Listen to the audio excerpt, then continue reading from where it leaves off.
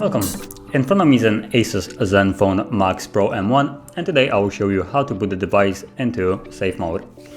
So to start off, hold power button, and you should see two options here. So just start holding power off, don't tap it, hold it, and you will get reboot to safe mode message, and then just confirm it by tapping on OK.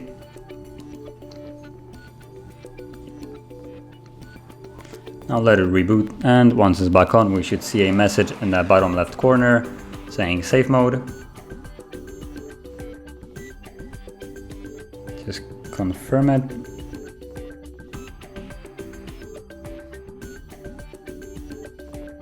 And you can see the message right here, safe mode. So the device is now indeed in safe mode. Now, if you would like to leave this mode, all you need to do is hold the power key and then select restart. And once the device is back on, it will be then normally back into the Android system.